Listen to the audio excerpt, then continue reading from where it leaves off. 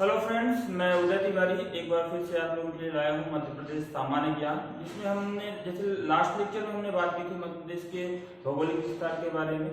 हमने उसमें बात की थी मध्य प्रदेश की जो फ्रंटियर्स कौन कौन से रहे उनके बारे में हमने बात की थी। लास्ट में हमने कंप्लीट किया था कि कर्क रेखा मध्य प्रदेश के कितने जिलों से होकर गुजरती है। ठीक है, हमने इसमें देखा था कि इसको याद करने के लिए छोटी सी ट्रिक देखी थी, रउआ, राशि, भंवरा सा, दम, जब, कटनी, उमरासा, और इस तरीके से आप पश्चिम से पूर्व की ओर सीक्वेंस वाइज सारे 14 जिलों को आप लोकेट कर पाते हैं। हमने भौगोलिक विस्तार में देखा था मध्य प्रदेश का एक्सटेंशन कैसा रहा है, कौन कौन से हमारे फ्रंटियर्स रहे हैं और उनके साथ हमने किन किन जिलों के साथ सीमाओं का साझा किया हुआ है। अब उसी श्रृंखला में हम आगे बढ़ते हैं और आज हम देखते हैं कि मध्य प्रदेश का भौगोलिक विभाजन क्या है, मध्य प्रदेश को भौगोलिक दृष्टिकोण से कितने भागों में विभाजित किया गया है। तो सबसे पहले हम देखते हैं सेंट्रल हाईलैंड, मध्य उच्च भूमि। दूसरा है आपका सेंट्रल हाईलैंड, मध्य उच्च भूमि। दूसरा विभाजन है आपका सतपुड़ा मैकाल श्रृंखला। ठीक है, सतपुड़ा पर्वत श्रृंखला जो है जिसे हम सतपुड़ा मैकाल रेंज के नाम से जानते हैं। और तीसरा है आपका पूर्वी पठार, ईस्टर्न प्लेटू। तो सबसे पहले प्रश्न ये आता है कि सेंट्रल हाईलैंड क्या है। उसके पहले मैं आपको बता दूं, सेंट्रल हाईलैंड जो मध्य प्रदेश का है ये एक ट्रायंगुलर प्लेटू रीजन है, जो कि आपका पश्चिम की ओर अरावली श्रृंखला, दक्षिण में आपका नर्मदा सोन घाटी और पूर्व की ओर आपका उत्तर प्रदेश और बाकी सारे क्षेत्र। यहाँ पर उत्तर प्रदेश का जो विशाल मैदान क्षेत्र है उसके बीच में स्थित क्षेत्र है। ठीक है, तो ये है सेंट्रल हाईलैंड। तो क्वेश्चन ये आता है कि आखिर हाईलैंड्स क्या होते हैं। कुछ टर्मिनोलॉजी मैं आपको बता दूं। एक जैसे आप लोगों ने सुना होगा हाईलैंड्स, जो भी हमने बात की। एक होता है आपका हिल्स, एक है आपका प्लेटू। तो जो हाईलैंड्स है, हिल्स है, प्लेटू है, इनमें डिफरेंसेस क्या है हम इसको समझते हैं। तो हाईलैंड वे क्षेत्र होते हैं जो आपका सामान्य जिनकी सामान्य ऊंचाई 300 से 500 मीटर के आसपास होती है। ठीक है, ऐसे उठे हुए क्षेत्रों को हम हाईलैंड बोलते हैं। लेकिन अगर यही ऊंचाई आपका हिल जो होगा इसमें एक पीक हो, एक चोटी हो, ठीक है, और ये अपर पॉइंट कैसा हो, पिरामिड शेप, इसका ट्रायंगुलर शेप का हो, इसे हम बोलते हैं हिल्स। ये आपका 500 मीटर टू 1000 मीटर तक हो सकती है। माउंटेन हिल्स के बारे में बात करते हैं। ठीक है, फिर माउंटेन्स क्या होते हैं वो भी हम देखते हैं, तो ज्योग्राफी में सारी चीजें आप एक करके देखेंगे। फिर प्लेटू को समझते हैं, क्या कि प्लेटू किसे बोलते हैं। तो प्लेटू जो है एक ऐसी टेबल नुमा संरचना जिसमें ऊपरी भाग जो है वो सामान्य से ज्यादा ऊंचाई पर उठा होता है, इसे हम पठार बोलते हैं। तो इस तरीके से जो सेंट्रल हाईलैंड है, मध्य उच्च भूमि, मध्य प्रदेश में सबसे बड़ा क्षेत्र है। ठीक है, आप देख पाएंगे कि मध्य उच्च भूमि को आगे भी हमने फर्दर डिवाइड किया हुआ है। एक तो है आपका मालवा प्लेटू, जो कि मध्य उच्च भूमि मध्य प्रदेश के कुल क्षेत्रफल का 28% भाग कवर करता है, मालवा का पठार। फिर दूसरे नंबर पे है आपका नर्मदा सोन घाटी, जो कि मध्य प्रदेश के कुल क्षेत्रफल का 27% क्षेत्रफल को कवर करता है। फिर है आपका सेंट्रल इंडिया प्लेटू, जो है आपका 10.70%, बुंदेलखंड प्लेटू 7.6%, रियो पन्ना प्लेटू अप्रॉक्स 10%। ये एग्जैक्ट फिगर नहीं है, अप्रॉक्स में है। फिर दूसरे नंबर पे आपका सतपुड़ा मैकाल श्रृंखला, जिसमें हम देखते हैं राजपीपला, ग्वालीगढ़, महादेव और मैकाल। तो पश्चिम से जब पूर्व की ओर हम बढ़ते हैं, पश्चिम में सबसे पहले राजपीपला रेंज आती है, बीच में है आपका ग्वालीगढ़ और महादेव, और सबसे पूर्वी भाग पर है मैकाल पर्वत श्रृंखला, जहां से होकर आपका नर्मदा और सोन नदियों का उद्गम स्थल है। ठीक है, ये सतपुड़ा मैकाल रेंज मध्य प्रदेश के कुल क्षेत्रफल का 11% क्षेत्रफल को कवर करती है। और उसके बाद है आपका ईस्टर्न प्लेटू, पूर्वी पठार, जिसमें हम देखते हैं बघेलखंड का पठार। बघेलखंड के पठार में ये जो पूरा क्षेत्र है, क्षेत्रफल ईस्टर्न प्लेटू वाला, मध्य प्रदेश के कुल क्षेत्रफल का लगभग 60% क्षेत्रफल ये कवर करता है। तो इस तरीके से ये मध्य प्रदेश का भौगोलिक विभाजन है। इसे हम आगे मैप के थ्रू हम कवर करते हैं। तो हम देखते हैं कि जो भी भौगोलिक विभाजन था उसे हम मैप से कैसे कवर करते हैं। सबसे पहले हम देखते हैं कि आखिर प्रश्न की इंटेंसिटी कैसी होती है, प्रश्न किस तरीके से एग्जाम में आपसे पूछा जाएगा। तो क्वेश्चन जो पूछा जाता है मध्य प्रदेश के भौगोलिक विभाजन को आप समझाएं। अगर ये फुल लेंथ क्वेश्चन आता है दीर्घ उत्तरीय प्रश्न में, तो उसका दीर्घ उत्तरीय उत्तर कैसे आप लिखेंगे? एक तो आप सबसे पहले मैप में इन सारी चीजों को लोकेट कर देते हैं। फ्लो चार्ट हमने पहले डिस्कस कर रखा है कि कैसे क्या विभाजन रहा है।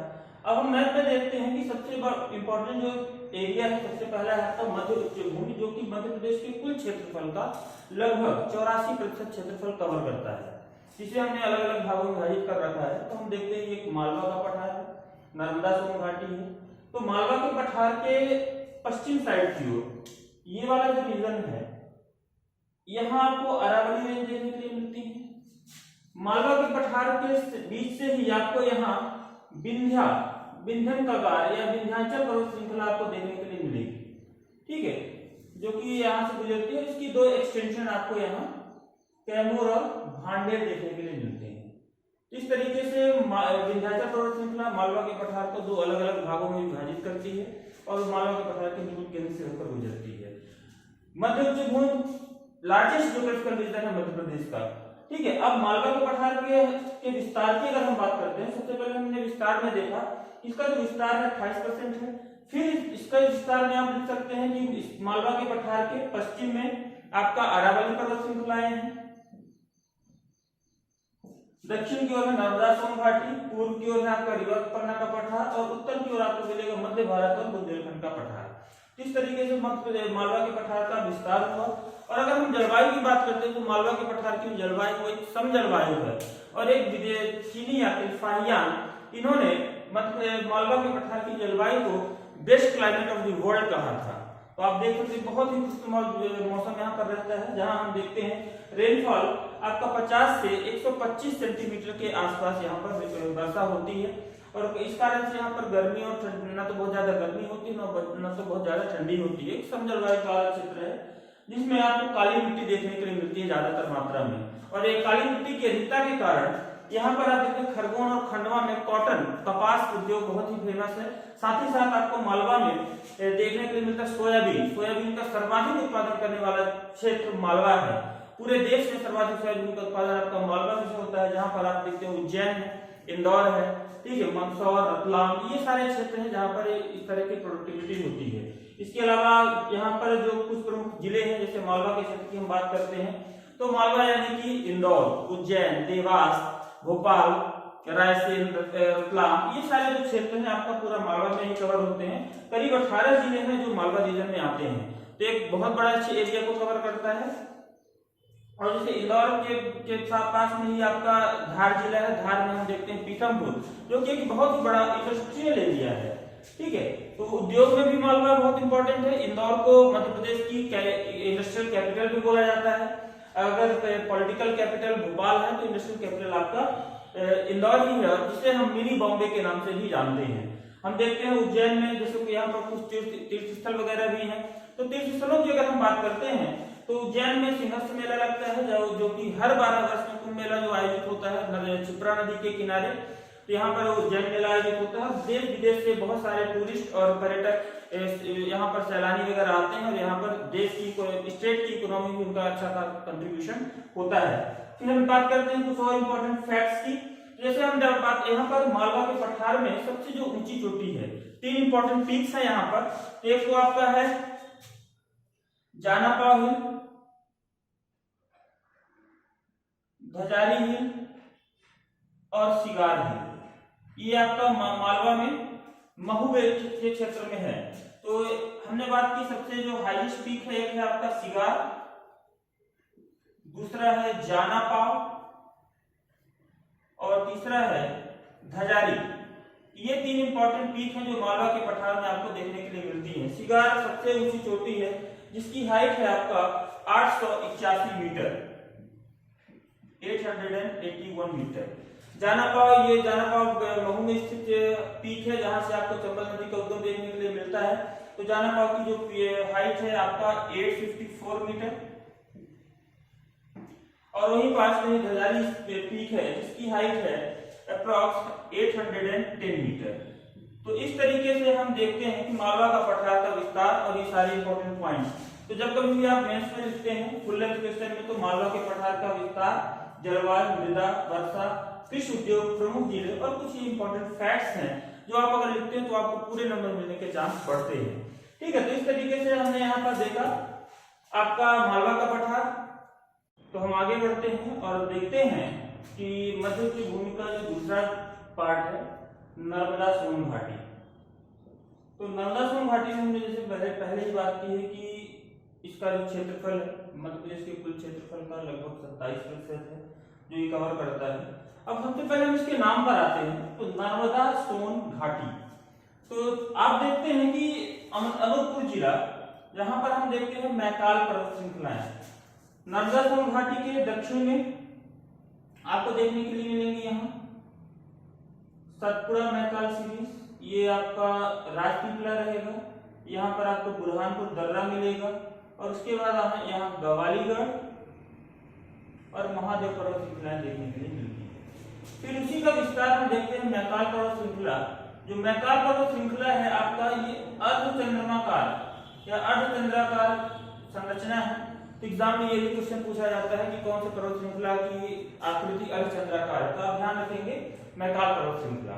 ठीक है, मैकाल पर्वत श्रृंखला से यहाँ पर 3 नदियों का उद्गम स्थल है। यहाँ एक छोटी है अमरकंटक झील। ठीक है, अमरकंटक झील से आपको 3 नदियों का उद्गम स्थल मिलता है। एक तो आपका नर्मदा नदी है जो कि पूर्व से होकर पश्चिम की ओर बहती हुई चली जाती है, बाद में गुजरात की ओर चली जाएगी और यहीं से आपको मिलती है सोन नदी। तो इस तरीके से 2 नदियां ये हो गई। तीसरा जोहिला नदी का उद्गम स्थल जो आपका नर्मदा सोन घाटी से ही होता है या फिर अमरकंटक टिक से होता है, अनूपपुर जिले से मैकाल पर्वत श्रृंखला। तो हम देखते हैं कि एक तो नर्मदा नदी यहाँ से निकल रही है और इसी के जस्ट अपोजिट सोन नदी निकल रही है, इसलिए हमने इस घाटी को नर्मदा सोन घाटी बोला है। ठीक है, ये एक रिफ्ट वैली है और यह भारत की सबसे बड़ी रिफ्ट वैली है, सबसे लंबी रिफ्ट वैली है जहां से नर्मदा नदी होकर गुजरती है। और यहाँ पर आपको बहुत सारे करीब 16 जिले हैं जो आपको इस नदी नर्मदा सोन घाटी के क्षेत्र में देखने के लिए मिलते हैं।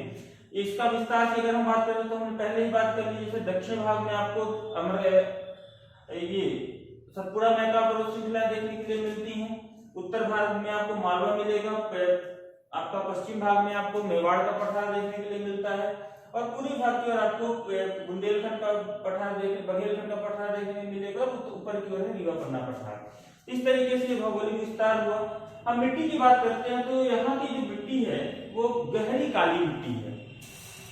नर्मदा सोन घाटी की मिट्टी गहरी काली मिट्टी है। गहरी काली मिट्टी होने के कारण यहाँ जो सोयाबीन, सरसों, चना और गेहूं का अच्छा खासा उत्पादन होता है। ठीक है, जैसे मालवा के पठार को हम गेहूं की डलिया के नाम से जानते हैं। ठीक है, यहाँ भी गेहूं का अधिक मात्रा में उत्पादन होता है। और अगर हम उद्योग की बात करते हैं तो यहाँ पर लाइमस्टोन है, मार्बल है और मैग्नीज, ये प्रमुख खनिज हैं जो यहाँ से उत्खनित किए जाते हैं और इनका इंडस्ट्रियल यूज किया जाता है। ठीक है, वर्षा यहाँ सामान्य होती है, सामान्य वर्षा यहाँ पर पाई जाती है, इस कारण से यहाँ पर लगभग हर एक तरह की फसलों का उत्पादन किया जा सकता है। ठीक है, जिलों के बारे में पहले ही बात कर रखी, कौन कौन से जिले होंगे, जैसे आपका है वो जबलपुर है, होशंगाबाद है, बुरहानपुर, खरगोन, खंडवा, ये प्रमुख जिले हैं जो नर्मदा सोन घाटी के क्षेत्र में आते हैं। फिर कुछ और इम्पोर्टेंट फैक्ट, जैसे हमने बात की यहाँ पर ये राजपीपला, ये है आपका गवालीगढ़ और यहाँ है आपका महादेव।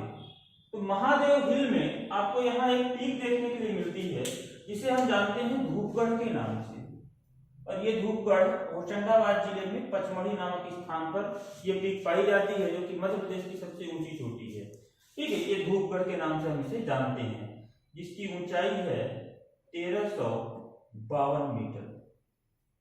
आप देख सकते हैं ये यहाँ पर एक हिल स्टेशन है, टूरिस्ट प्लेस भी है। ठीक है, मध्य प्रदेश की ये समर कैपिटल के नाम से भी हम इस स्थान को जानते हैं। इस तरीके से नर्मदा सोन घाटी का विस्तार आप यहाँ पर मेंस में लिख पाएंगे। ठीक है, और यही फैक्ट आपसे प्री में पूछे जाते हैं, तो जो आप एक एक करके सारे फैक्ट्स को अगर सजोकर भी लिखते हैं तो आपका एक अच्छा खासा कंटेंट मेंस के लिए तैयार हो जाता है। अब देखते हैं तीसरा जो इम्पोर्टेंट रीजन है सेंट्रल हाईलैंड का, मध्य भारत का पठार। ठीक, मध्य भारत का पठार का विस्तार की अगर हम बात करते हैं तो मध्य प्रदेश के कुल क्षेत्रफल का 10.70% है। ठीक है, और इसके अलावा जलवायु जो हम बात करते हैं तो चंबल क्षेत्र का सेमी ह्यूमिड रीजन है। मध्य आर्द्र भूमि का क्षेत्र है, जहाँ पर आपको एलुवियल सॉइल देखने के लिए मिलती है, क्योंकि यहाँ महू में जानापाव पहाड़ी से जो निकलने वाली चंबल नदी है, चंबल नदी निकलते हुए यहाँ से मंदसौर और नीमच से होते हुए आपका निकलती राजस्थान में, राजस्थान और मध्य प्रदेश के साथ भी एक बॉर्डर का निर्माण करती है, और इस तरीके से बाद में जाके आप यमुना नदी में मिल जाती है। और चंबल नदी अपने साथ यहाँ पर बहुत सारे क्या होते हैं अवसाद लेकर आती है, जिसके कारण से जो मिट्टी का निर्माण होता है उसे एलुवियल सॉइल या जलोढ़ मिट्टी के नाम से जानते हैं।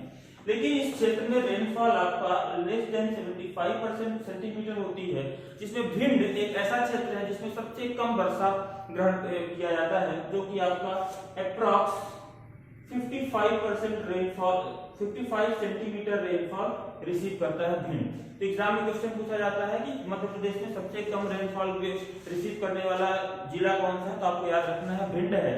अब हम कृषि और उद्योग की बात करते हैं, तो कृषि में आपका सरसों तिलहन उद्योग बहुत फेमस है यहाँ पर, ठीक है, क्योंकि आपका अब देखते हैं आपकी जो मिट्टी है, मिट्टी आपका एलुवियल सॉइल है, लेकिन साथ साथ यहाँ पर रेतीली मिट्टी भी आपको देखने के लिए मिलती है, और यहाँ पर वाटर रिटेनिंग कैपेसिटी मिट्टियों की कम होती है, जिस कारण से यहाँ पर पानी के रेनफॉल भी कम होती है। तो ऐसे फसलों का उत्पादन किया जाता है जहाँ पर वर्षा की बहुत कम आवश्यकता हो, यानी मोटा अनाज, ज्वार है, बाजरा है, सरसों है, तिलहन है, ऐसी फसलों का उत्पादन किया जाता है। और यहाँ पर हम कुछ सीमेंट इंडस्ट्री वगैरह भी देख पाते हैं।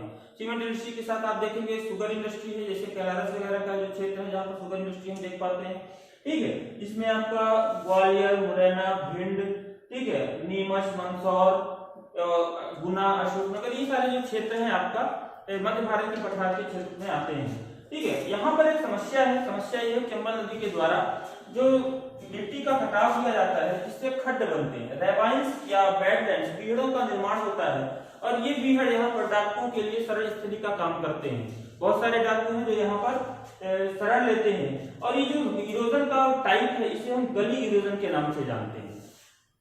तो हम आगे बढ़ते हैं, देखते हैं अगला बुंदेलखंड का पठार। बुंदेलखंड का पठार हम देख रहे हैं मैप में आपका, बुंदेलखंड के पठार, बुंदेलखंड का जो पठार है उत्तर के विशाल मैदान का भाग है, जिसमें इसके पश्चिम भाग में मध्य भारत का पठार और मालवा का पठार है। दक्षिण में हम देखते हैं दक्षिण पूर्व की ओर रीवापन्ना का पठार है, और इधर आपका उत्तर प्रदेश का पूरा क्षेत्र, उत्तर के विशाल मैदान, ठीक है। बुंदेलखंड का पठार मध्य प्रदेश के कुल क्षेत्रफल का लगभग 7.6% एरिया कवर करता है, जो कि ग्रेनाइट और नीच चट्टानों से मिलकर बना हुआ है, ठीक है, जहां आपको महाद्वीपीय जलवायु देखने के लिए मिलती है। महाद्वीपीय जलवायु से मतलब ये है कि यहाँ ना तो बहुत अधिक गर्मी पड़ती है, जितनी ज्यादा गर्मी पड़ती है उतनी ज्यादा यहाँ पर ठंड पड़ती है। तो सबसे गर्म जो स्थान है वो है आपका छतरपुर में खजुराहो, और सबसे ठंडा स्थान है शिवपुरी, ठीक है। मध्य प्रदेश का भी सबसे ठंडा स्थान पूछा जाता है, तो ध्यान रखेंगे शिवपुरी मध्य प्रदेश का सबसे ठंडा स्थान है, जिसे हम मध्य प्रदेश के शिमला के नाम से भी जानते हैं।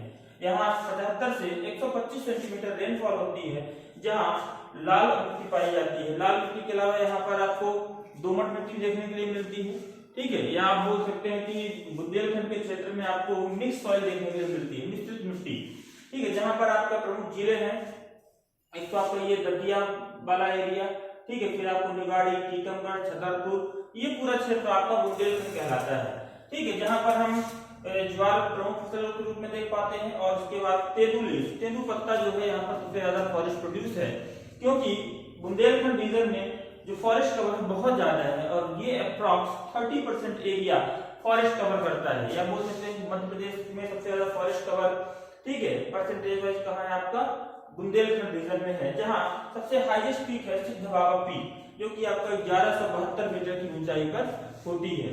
तो क्वेश्चन बनता है सिद्ध बाबा पीक या बुंदेलखंड की सबसे ऊंची चोटी कौन सी है? सिद्ध बाबा है, जिसकी ऊंचाई 1172 मीटर है, ठीक है। यहाँ प्रमुख नदियां हैं आपका केन, बेतवा, धसान और सिंध नदियां हैं, जो आपका बुंदेलखंड क्षेत्रों से होकर प्रवाहित होती हैं। इस तरीके से हमने अभी तक कवर किया है तो मालवा का पठार, नर्मदा सोन घाटी, मध्य भारत का पठार और हमारा ये बुंदेलखंड का पठार हमने यहाँ पर कवर किया। आगे हम देखते हैं रीवापन्ना का पठार। हम रीवापन्ना के पठार में देखते हैं रीवापन्ना का पठार, ठीक है, मध्य उच्च भूमि का 5वां प्रमुख क्षेत्र है, जो कि मध्य प्रदेश के कुल क्षेत्रफल का लगभग 10% क्षेत्रफल कवर करता है। जिसका निर्माण आपका ग्रेनाइट और नीच चट्टानों से हुआ है, जहां हम कम जलवायु देखने के लिए पाते हैं, जहां एवरेज 75 से 125 सेंटीमीटर रेनफॉल रिसीव करते हैं। ठीक है, यहाँ आपको सैंडी रेड सॉइल या येलो सॉइल देखने के लिए मिलेगी। ठीक है, जिस कारण से यहाँ गेहूं, चावल और सोयाबीन इन फसलों का उत्पादन होता है। और क्योंकि इस क्षेत्र में बहुत ज्यादा लाइमस्टोन की अवेलेबिलिटी है, इस कारण से सीमेंट इंडस्ट्री, ठीक है, एशिया में बहुत फेमस सीमेंट इंडस्ट्री आपको पूरा रीवा पन्ना के पठार में के क्षेत्रों में मिलती है, जहां रीवा, सतना, कटनी, दमोह और कुछ क्षेत्र आपका सागर का भी है, इसमें इंक्लूड है।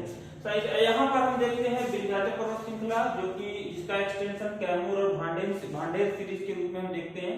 विंध्याचल पर्वत श्रृंखला में सबसे ऊंची चोटी है गुडविल पीक, जिसे हम सद्भावना शिखर के नाम से भी जानते हैं। इसकी हाइट 752 मीटर है। और यहाँ पर जो प्रमुख नदियां हैं, एक तो आपका बिछिया नदी है, जिसके किनारे रीवा शहर बसा हुआ है।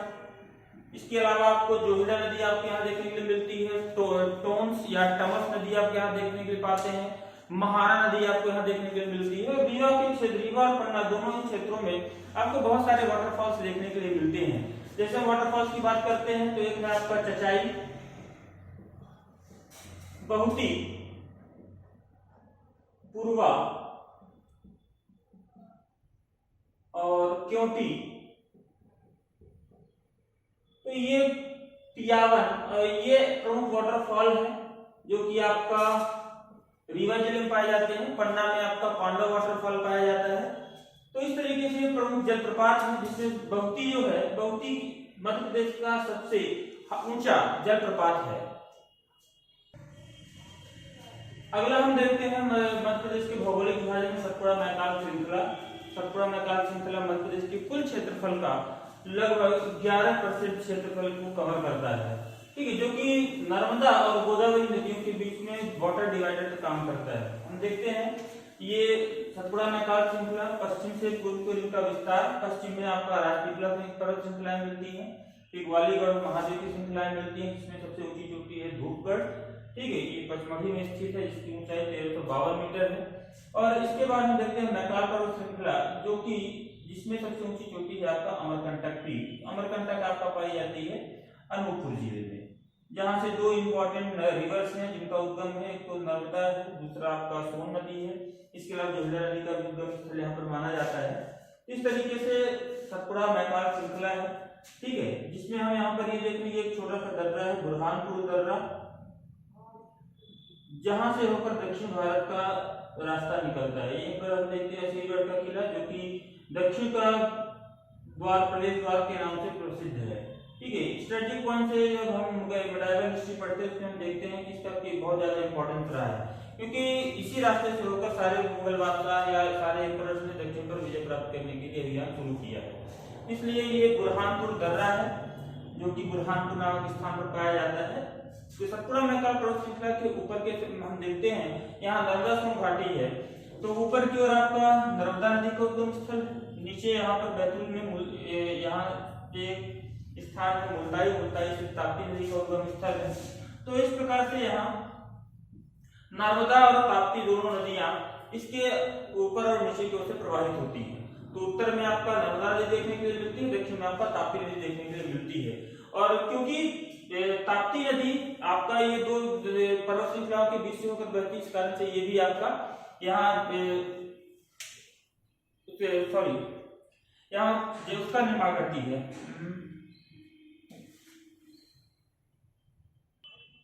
हम देखते हैं नर्मदा और ताप्ती दोनों नदियां दो पर्वत श्रृंखलाओं के बीच से होकर प्रवाहित हो रही हैं। इस कारण से ये दोनों नदियां एक तो एस्चुरी का फॉर्मेशन करती हैं, एस्चुरी यानी कि ज्वार नदमुख। ये दोनों नदियां डेल्टा नहीं बनाती हैं, ये ध्यान रखेंगे। और दूसरा, ये दो नदियां ऐसी नदियां हैं जो कि पूर्व से पश्चिम की ओर प्रवाहित होती हैं। भारत में बहुत कम नदियां हैं जो कि पूर्व से पश्चिम की ओर प्रवाहित होती हैं, उनमें से ये दो प्रमुख नदियां हैं। तीसरी आपको माही नदी मिलेगी, जो कि धार जिले से निकलती है, ये भी आपका पूर्व से पश्चिम की ओर प्रवाहित होती है। इस प्रकार से मध्य प्रदेश में 3 ऐसी नदियां हैं जो कि पूर्व से पश्चिम की ओर प्रवाहित होती हैं। हम बात करें सतपुड़ा मैकाल पर्वत श्रृंखला की, जिसमें हम देखते हैं काली और लाल पीली मिट्टी देखने के लिए पाई जाती है। इस कारण से यहाँ पर बहुत सारे लगभग सभी प्रकार के अनाजों का उत्पादन किया जाता है, जिसमें उद्योग प्रमुख है तो आपका जैसे होशंगाबाद वाला जो क्षेत्र है, यहाँ आपको साल और सागौन के वृक्ष बहुत अधिक मात्रा में देखने के लिए मिलते हैं। इसके अलावा कुछ क्षेत्रों में आपको बांस के पेड़ वृक्ष दिखाई देते हैं। उद्योगों की अगर हम बात करते हैं तो चूना पत्थर उद्योग है आपका, फायर क्ले है, टंगस्टन आपको होशंगाबाद में इसका उत्पादन किया जाता है, कोयला का प्रमुख क्षेत्र पाया जाता है, बॉक्साइट है इसकी, ये प्रमुख खनिज है। ठीक है, हम बात करते हैं वर्षा और तापमान की, तो हम देखते हैं जो सतपुड़ा मैकाल पर्वत श्रृंखला वाला क्षेत्र है, यहाँ आपका 62 से 150 सेंटीमीटर एवरेज रेनफॉल होती है, जिसमें पचमढ़ी एक ऐसा स्थान है जहाँ सबसे अधिक रेनफॉल दर्ज की जाती है, जो कि 199 सेंटीमीटर है। इस प्रकार से सतपुड़ा मैकाल पर्वत श्रृंखला के बारे में आप यहाँ पर सारी इन्फॉर्मेशन लिख सकते हैं। अब हम बात करते हैं पूर्वी पठार की या ईस्टर्न प्लेटू जिसे हम बोलते हैं, इसमें बघेलखंड का पठार सम्मिलित है, अगर जो कि मध्य प्रदेश के कुल क्षेत्रफल का लगभग 7% एरिया को कवर करता है। हम देखते हैं कि बघेलखंड के पठार में सबसे ज्यादा फॉरेस्ट डेंसिटी पाई जाती है। पूरे मध्य प्रदेश में सबसे ज्यादा फॉरेस्ट डेंसिटी बघेलखंड के पठार में पाई जाती है। अब सिंपल सा है, जहाँ फॉरेस्ट डेंसिटी ज्यादा होगी, जहाँ वृक्ष ज्यादा होंगे, पेड़ पौधे ज्यादा होंगे, वहाँ रेनफॉल भी ज्यादा होगी। तो यही वजह है कि ये मैक्सिमम रेनफॉल रिसीविंग एरिया है आपका ईस्टर्न प्लेटू। फिर जिसमें हम इंडस्ट्री की अगर हम बात करते हैं तो कोयला इंडस्ट्री बहुत फेमस है।